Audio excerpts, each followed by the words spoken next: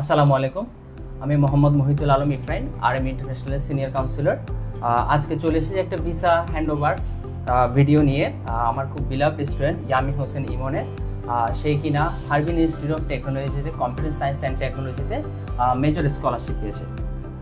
ইয়ামিন, তোমার থেকে শুনতে চাই তুমি তোমার একটু পরিচয় এবং কোন ধরনের স্কলারশিপ কোথায় কী হচ্ছে, যদি একটু আমাদের অডিয়েন্সের সাথে একটু যদি শেয়ার করতে। আমি মোহাম্মদ ইয়ামিন হোসেন ইমন এবছর চায়নাতে হারবিন ইনস্টিটিউট অফ টেকনোলজিতে কম্পিউটার সায়েন্স অ্যান্ড টেকনোলজিতে যাচ্ছি। আমি ফুল ফান্ডেড স্কলারশিপে সেখানে যাচ্ছি। ইমন, তুমি যদি একটু আমাদের সাথে শেয়ার করতে, RM ইন্টারন্যাশনালকে তুমি কেমনে রিচ করলে, ফুল জার্নিটা যদি আমার সাথে একটু শেয়ার করতে। RM ইন্টারন্যাশনালের ব্যাপারে আমি প্রথম ফেসবুক অ্যাডের মাধ্যমে জানতে পেরেছি। সো তারপর আমি সেখানে একটি নক দিই বা মেসেজ দিই, তারপর আপনি আমাকে রিচ করেন। দেন বাকি চায়নার ব্যাপারে আমি জানতে পারি। আমার ফার্স্টে অন্য কান্ট্রিতে যাওয়ার ইচ্ছা ছিল, তারপরে আমি দেখি চায়নাতেই আমার জন্য বেটার অপশন। সো সেভাবে আমার চায়নার জার্নিটা শুরু হয়। ইমন, একদম ইউনিভার্সিটি অ্যাপ্লিকেশন থেকে শুরু করে একদম এমবেসি ফেজ পর্যন্ত RM ইন্টারন্যাশনালের সাথে তোমার যে যাত্রা, এটা যদি একটু আমাদের অডিয়েন্সকে বলতে। আমার অ্যাপ্লিকেশন জন্য আমার মূলত কিছু করতে হয়নি, কারণ আমার সব ডকুমেন্টস আমি তাদেরকে আগে দিয়ে দিয়েছি।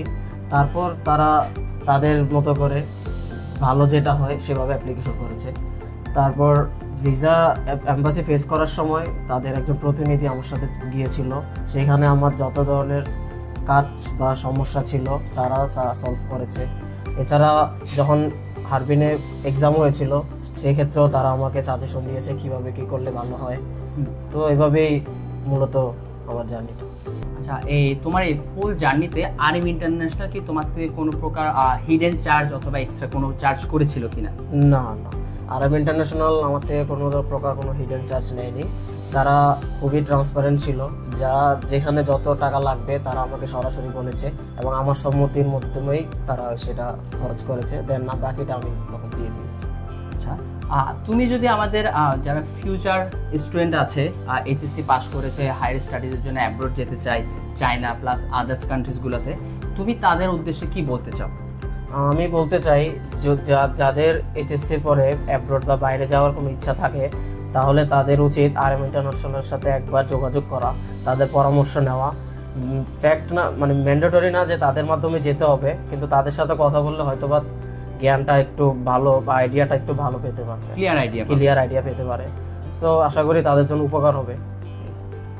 এই তো ইমন, ধরো তোমার চায়না ভিসা ক্লায়েন্ট শেয়ার। আপনি যদি চায়না হোক আর আদার্স কান্ট্রিতে অ্যাপ্লাই করতে ইন্টারেস্টেড থাকেন, আপনি আমাদের ফেসবুকের মাধ্যমে আমাদের সাথে যোগাযোগ করতে পারেন অথবা কাইন্ডলি আমাদের অফিস ভিজিট করতে পারেন। ধন্যবাদ। আসসালামু আলাইকুম।